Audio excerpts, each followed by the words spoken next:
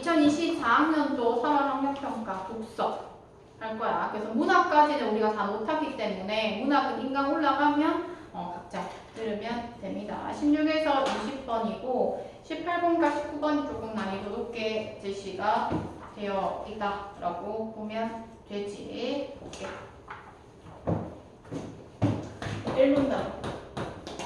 1문단형에 뒤안 쪽에 위치하는 달팽이가 이제 왼쪽에 그림이 있고 림프액이 차 있는 달팽이 모양의 청각기관이다. 자, 그림은 달팽이관의 횡단면을 확대한 것이고 달팽이관 안에는 관의 모양을 따라 기저막이라는 긴 막이 존재하며 기저막 위로는 털세포가 배열되어 있다라고 얘기를 해. 달팽이관 나오고 달팽이관 필요 없을 것 같아. 달팽이관 나오고 그 달팽이관을 따라가면은 뭐가 기저막이 지시가 되죠. 그치? 그러면서 그 기저막 위로는 털세포가 있다라고 되어 있어. 기저막 위. 털세포가 지시가 됐다. 이렇게 되어 있네. 자, 그럼 기저막과 털세포는 소리의 높낮이를 지각하는 데 있어서 중요한 역할을 한다. 기저막과 털세포의 공통점이야.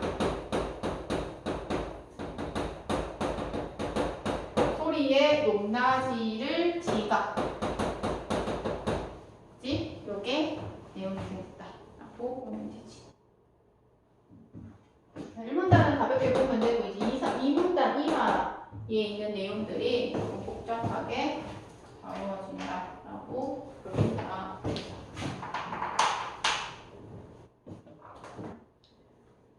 자, 간다. 귀 바깥에 생겨난 소리의 파동이 달팽이관의 림프액으로 전달되면 기저막은 달팽이관의 모양을 따라 바깥쪽부터 진동하게 된다라고 얘기하고 있어. 그래서 소리의 파동이 어디로? 림프액으로 전달이 되고, 그지? 그럼 그 기저막은 어디서부터? 바깥쪽부터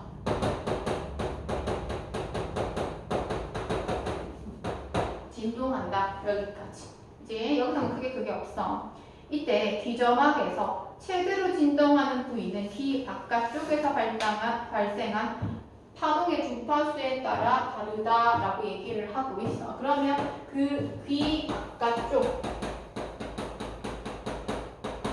귀 바깥쪽에서 뭐한테? 최대로 진동할 때 진동 최대치, 그지? 최대로 진동하게 되고 그러면서 그때 발생한 파동의 주파수에 따라서 다르다라고 되어 있지. 파동의 주파수에 따라서 다르다. 이런 얘기가 제시가 되는 부분. 자, 기저막은 바깥일수록 더 단단한 특성을 지니는데 단단한 부위일수록 높은 주파수의 파동에 크게 떨리기 때문이다. 이렇게 얘기를 하는 부분이야. 그치? 자, 그럼 바깥쪽일수록 뭐한데? 더 단단하대. 그치? 더 단단하다라고 얘기가 되어 있고 그러면서 높은 주파수 또한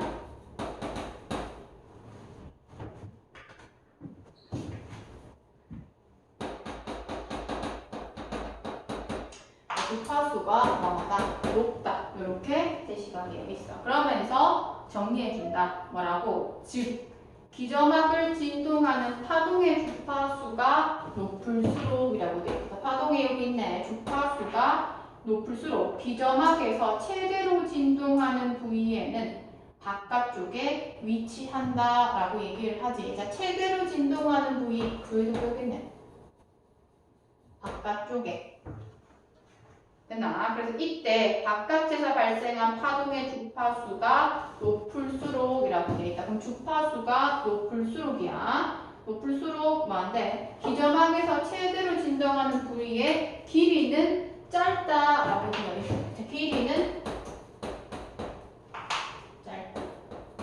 자, 그러면 우리가 경제나 과학 지문 풀 때 반비례 비례 관계와 관련해서 나오면 잘 발화했어. 그럼 진동수가 바퀴 바깥쪽이 제일 높고 그 다음에 주파수 높다라고 한 측면에서 이들의 관계는 비례 관계이기는 하지만 여기 주파수가 높으면 여기 나와있는 길이 기점학에서 최대로 진동하는 부위 길이는 짧다라고 하는 것이기 때문에 얘는 반비례 관계에 있다 이렇게 살펴볼 수가 있어. 그래서 읽어내려고 할 때 저 화살표 표시를 하면서 했어야지 조금 더 정확하게 읽을 수가 있어. 그래서 16번에 3번은 반대로 얘기하고 있거든. 주파수가 낮으면 길이가 길다. 이렇게 해서 알맞은 답으로 돼 있어. 그러면 시험에서 활용되면 어떻게 선택지가 활용될 수 있어? 주파수가 높아질수록 길이도 길어진다 해서 오답으로 체크할 수 있게 낼 수도 있다는 거지. 이들의 관계가 반비례 관계임을 인지해야 돼. 자, 그러면서 기점학이 진동하는 정도는 이라고 되어 있어. 자, 그럼 먼저 기점학.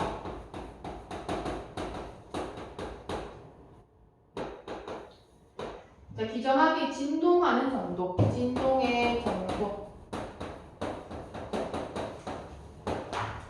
자, 기점학의 바깥쪽에서부터 원만하게 커지다가 기점학이 최대로 진동하는 부위를 지난 후 급격히 감소하는 경향을 보인다 라고 얘기하고 있어. 자, 그러면 여기서는 일단은 바깥쪽에서부터 완만하게 커지다가 이렇게 돼 있어. 커지긴 커지는데 완만하게 커진다라고 얘기하면 확 커지지 않는다는 거야. 이렇게 스스히 커진다는 거지. 하나, 완만하게 커진다. 그러면서 기점학이 최대로 진동하는 부분이라고 돼 있어. 그럼 최대로 진동하는 부분, 여기가 최대겠네. 우리가 그래프라고 생각한다면 최대 찍었을 때 최대로 진동하는 부분이라고 쳐. 진동하는 부위를 지난 후 급격하게 감소한대. 그럼 올라갔다가 감소하는데 이것이 또 완만하게 이렇게 감소하는 것이 아니라 급격하게 하니까 이 정도로 이렇게 훅 떨어지는 모양으로서 되겠지. 그래서 이걸 읽고 난 뒤에 어떠한 느낌으로서 이제 올라갔다가 내려가는지를 인지하면 머릿속에 어느 정도 그려지겠지.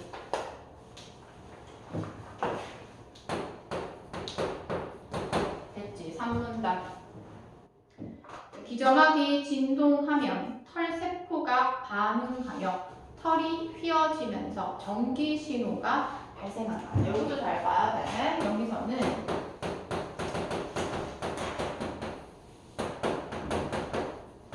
기점학이 진동한대. 그러면 털세포가 반응하여 털이 휘어진다라고 하면 있어. 그럼 털이 휘어진대. 그치? 그러면서 뭐 전기 신호가 발생한다. 이렇게 얘기해. 전기 신호가 발생한다. 이렇게 첫 번째 문장에서 제시되어 있지. 근데 17번 1번은 뭐야? 전기 신호를 발생시켜 털을 휘게 한다. 반대로 얘기하고 있어. 말장난이다. 그치? 그러면 17번과 같은 문제 같은 경우에는 선생님께서 뭐하고 알맞게 또는 알맞지 않게 그렇게 변형해가지고 낼 가능성이 되게 높다. 말장난이잖아. 그치? 기점학의 진동을 통해서 털이 휘고 털이 힘으로써 전기신호가 만들어지는데 1번에서는 전기신호에 의해서 털이 휘어진다. 이렇게 얘기하고 있거든. 그래서 17번은 적절한 것이 아니라 적절하지 않은 것으로 선생님께서 바꾸어서 충분히 낼 수 있는 문제라는 거지. 내용일치 문제. 그렇게 해서 살펴볼 수가 있어. 네, 기점학에서 최대로 진동하는 부위 가까이에 있는 세포일수록 이라고 되어 있어서 여기서도 잘 봐야 돼. 기점학에서 진동하는 부위에 가까이에 있는 거.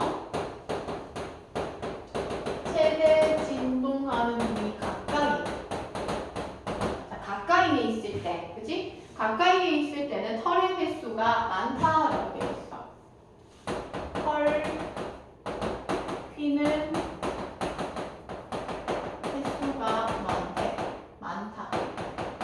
이렇게 되어 있다. 그러면 여기 최대 진동이니까 여기 가까이 있는 여기 있지 이런데 요런 데는 털이 휘는 횟수가 많다는 거야.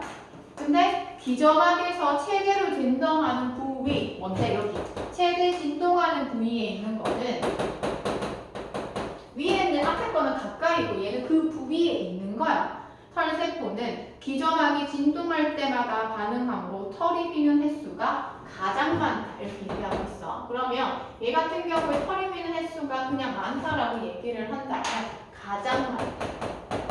최대치라는 거야. 그치? 요렇게.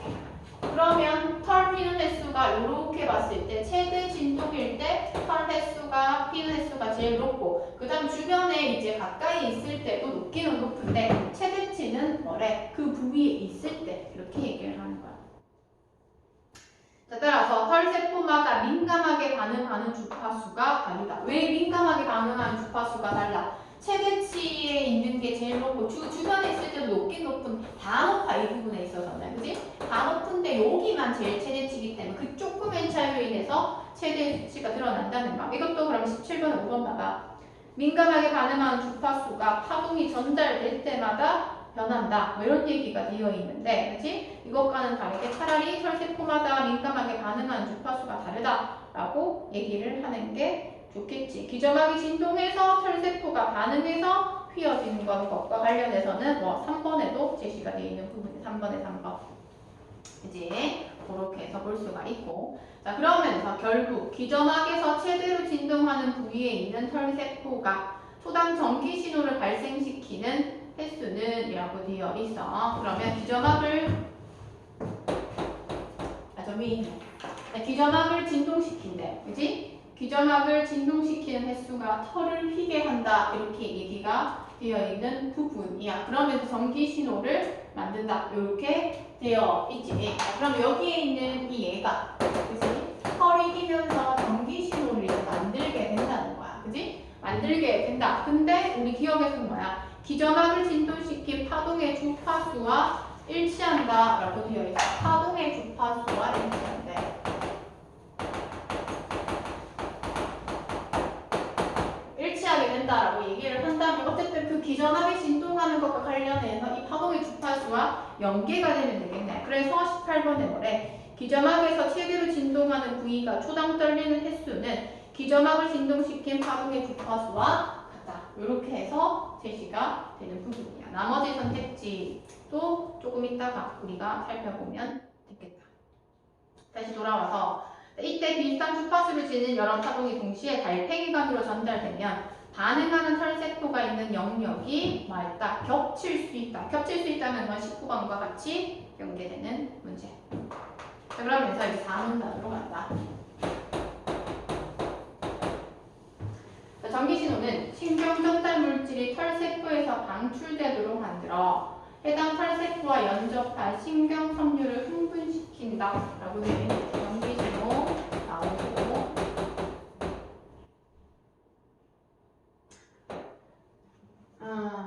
신경 섬유를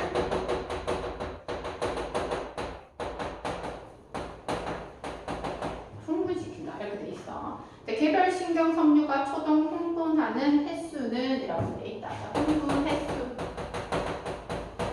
흥분 횟수는 기 바깥에서 발생한 파동의 주파수의 일정 수준까지만 대응되는데 라고 되어 있어. 일정 수준까지만.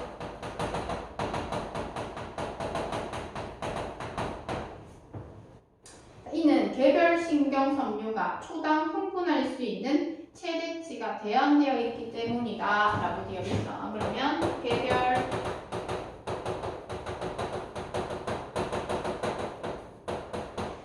신경 섬유가 뭐한테 초당 흥분할 수 있는 최대치.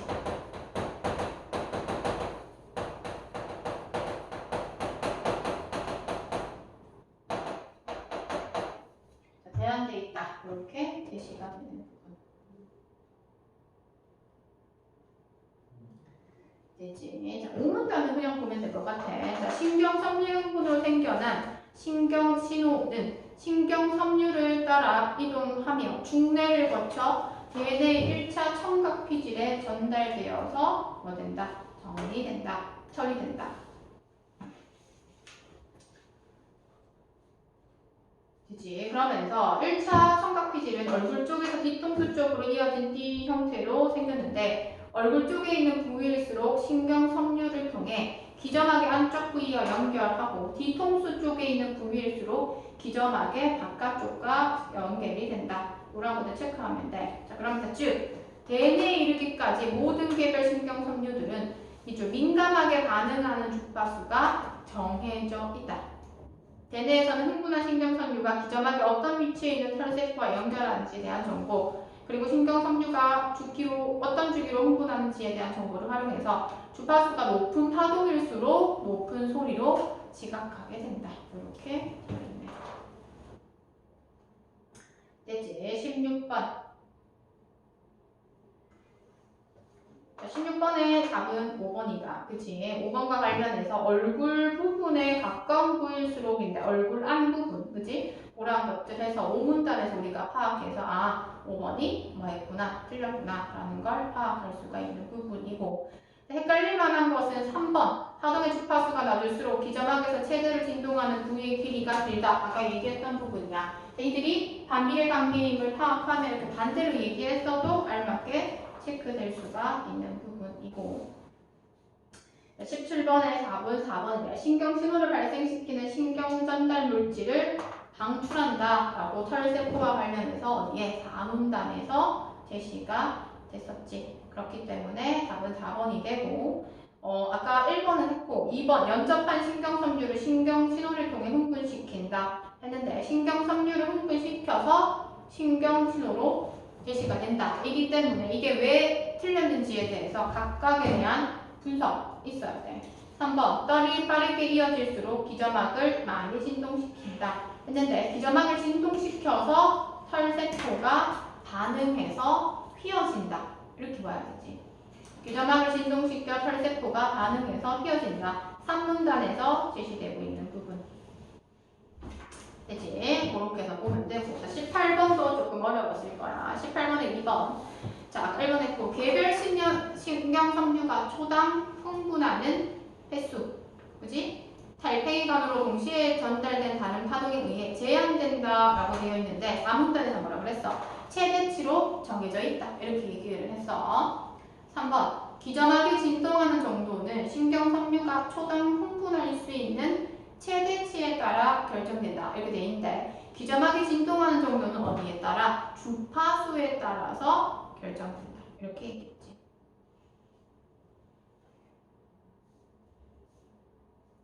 4번. 신경섬유가 어떤 주기로 흥분하는지에 대한 정보가 기저막으로 전달되기 때문이다 라고 얘기했는데 어디로 전달된다 했어? 대뇌로 전달된다 라고 얘기했어. 5번. 림프액으로 전달된 파동의 주파수는 달팽이관에서 처리하기 어렵기 때문이다 라고 되어 있는데 여기서 이 전달된 파동의 주파수는 뭔데? 안에 그냥 기저막을 진동시킨다 라고 해야지 맞는 표현. 뭔가요? 응? 어디가 틀리고 기저막 이런 거예요? 5번에 주파수 이 뒤에 있는 달팽이관에서 처리하기 어렵기 때문이다. 이거는 그러니까 맞지 않는 표현이고 그냥 림프액으로 전달된 파동의 주파수는 그냥 기저막을 진동시킨다. 이 정도로 정리할 수가 있어.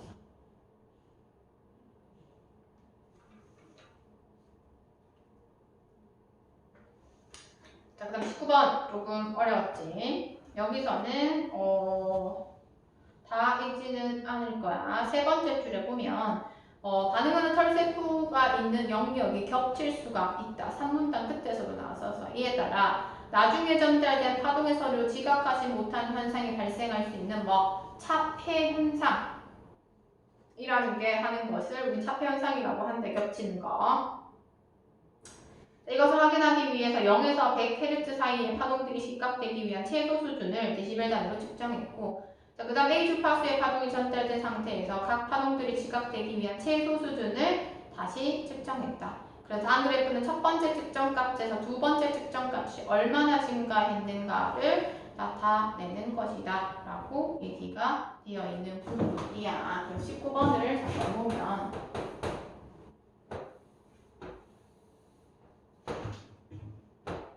대충 그립니다.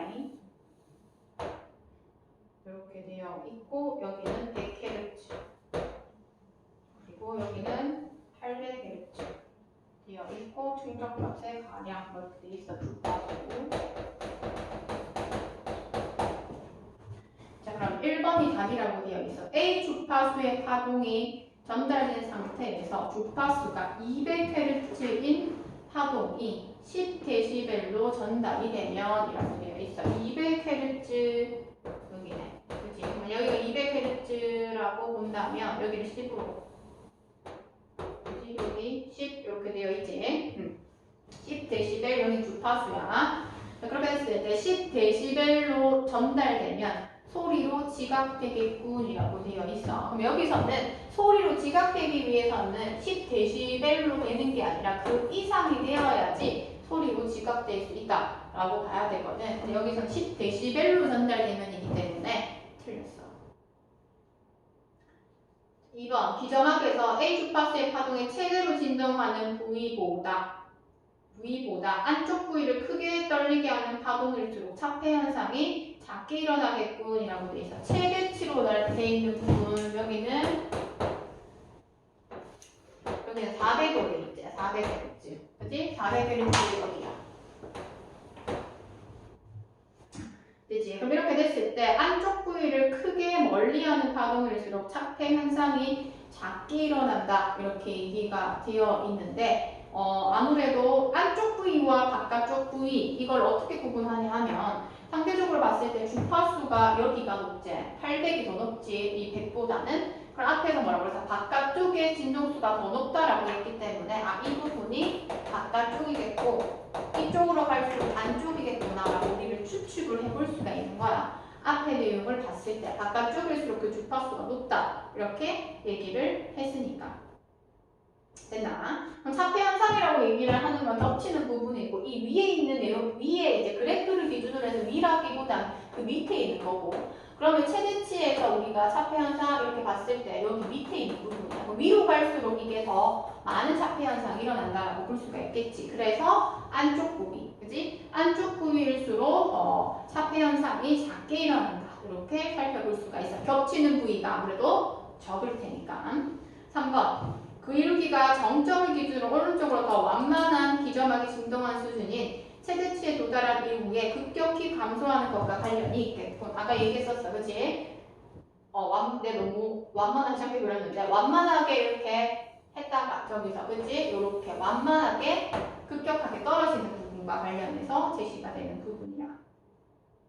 4번 100Hz의 측정값의 증가량이 0인 것은 이라고 돼 있어. 그러면 여기가 100Hz고 여기는 0이잖아. 그치? 0이야. 0인 것은 A 주파수의 파동과 100Hz의 파동이 각각 기점학에서 최대로 진동시키는 부위가 서로 멀리 떨어져 있기 때문이군이라고 되어 있어. 그래서 만약 0이다라고 얘기를 한다면 그만큼 차폐 현상도 일어나지도 않고 영양 관계가 없다라고 이렇게 봐야 되는 부분이야. 그래서 4번도 맞는 표현이고 5번 자, 정점에 해당하는 주파수 400Hz 부분인 이유는 해당 주파수의 파동에 반응하는 털세포 A 주파수의 반응에 반응하는 털세포가 가장 많이 중복되기 때문이군이라고 되어 있는 부분이야. 그래서 400Hz 최대치로 갔을 때 털세포가 가장 많이 겹치기도 하고 그렇게 되면 아무래도 차폐를 일으키는 가장 많이 일으키는 그런 파동에 해당한다라고 봐서 5번도 맞는 표현.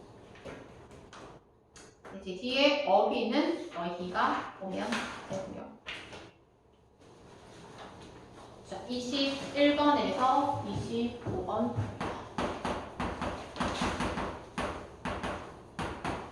얘는 상대적으로 난이도가 낮죠. 은진이는 시간 되면 가면 돼. 만약에 좀 애매하네, 그치? 엄마 데리러 오셔? 버스 타고 와야 돼? 그러면. 자, 간다. 1문단부터.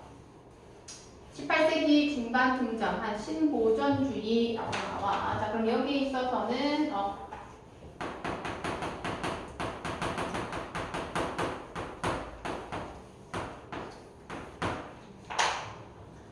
신고전주의와 낭만주의에 대해서 얘기가 되지.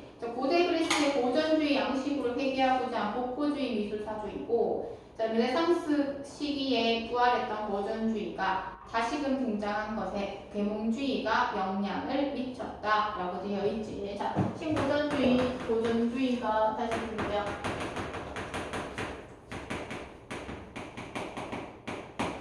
자, 그러면서 계몽주의의 영향.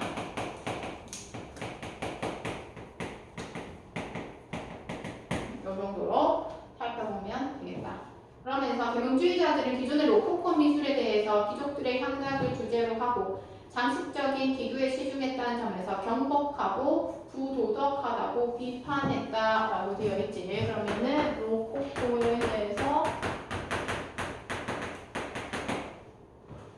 그들은 근대적 시민사회의 세계상에 걸맞는 미술에 관심을 가졌는데 정제된 형식미와 엄숙함을 강조하는 고전주의 미술은 그들의 관심에 부합하는 것이다 라고 얘기를 해. 정제되어 있다는 건 뭐 잘 다듬어져 있다는 거고 정제된 형식미, 엄숙함 이런 것들을 중요시했다. 이렇게 되어 있네요.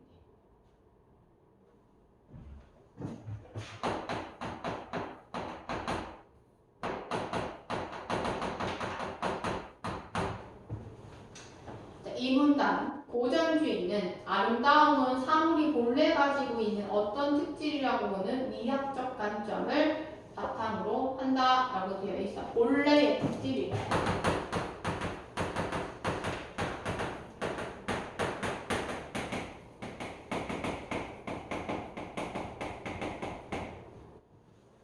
이렇게 되어 있어. 그러면서 이 관점에 따르면 아름다움이란 수학적으로 적절한 비례와 그것이 만들어내는 조화와 질서 등의 객관적인 형식적 특징이다. 이렇게 얘기를 해요.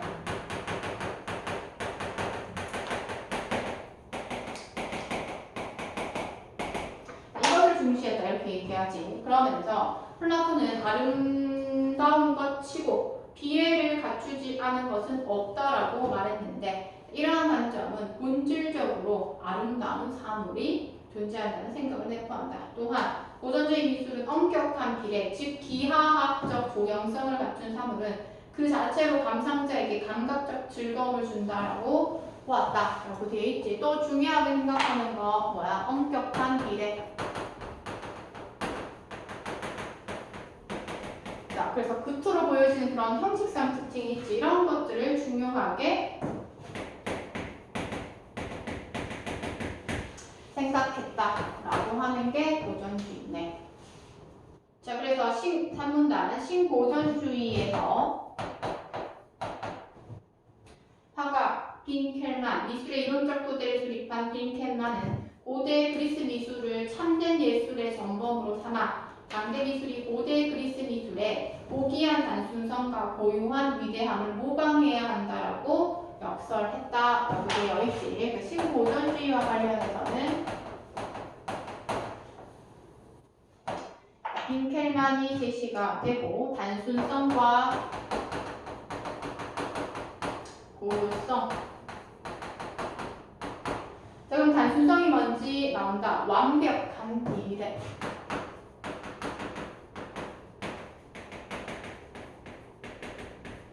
자, 완벽한 비례가 단순성이고 그러면서 고유한 위대함이라고 되어 있지. 고유성이 아니라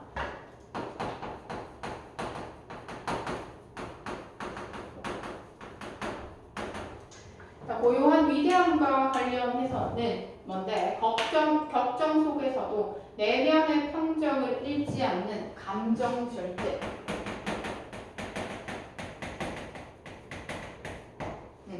이렇게 두 개 얘기해요.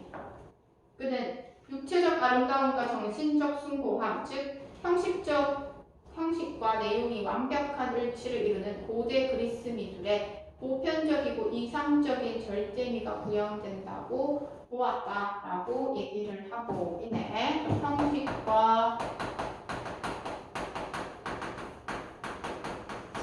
내용이 일치한다라고 하는 거에서 보편적이고 이상적인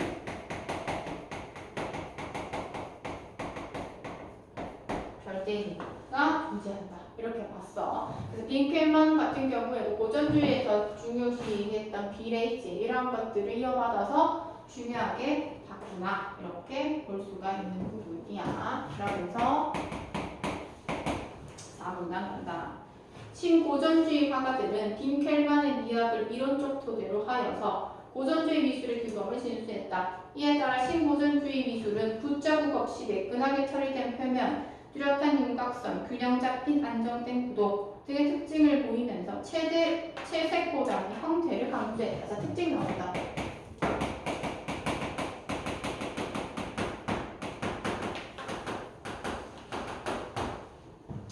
채색보다는 형태. 또한 신고주주의 하가들은 계몽주의 영향을 받아서 도전적인 시민 양성에 필요한 사회적 교훈을 미술에 담고자 하였다라고 되어 있지.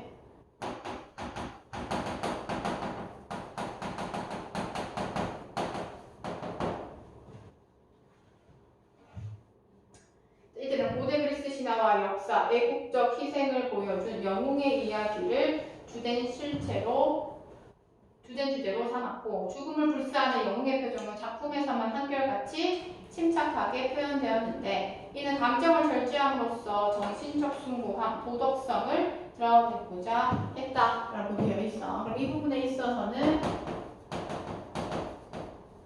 영웅이 제시가 되고 이 부분에 있어서는 영웅도 침착하게 표현되었다. 이렇게 얘기하지. 왜냐 앞에서 감정의 절제 뭐 이런 것들이 제시가 되었기 때문에 그래서 절제를 통해서 숭고함,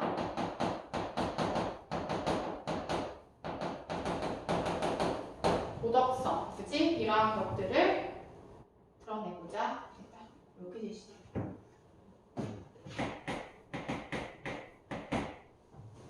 자, 5문단 19세기 전반에 등장한 낭만주의는 자, 낭만주의는 파란색으로 바뀌어.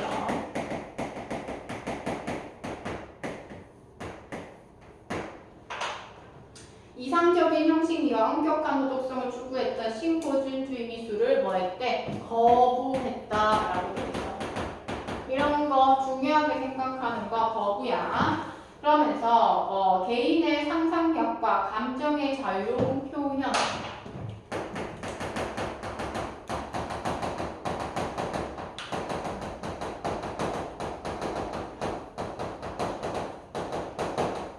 이미 여기에서부터 둘이 다르다는 게 느껴지지. 앞에서 뭐라 그랬어? 감정을 절제한다라고 얘기했는데 얘는 감정을 자유롭게 표현한다 이렇게 얘기하고 있지. 자, 그래서 낭만주의는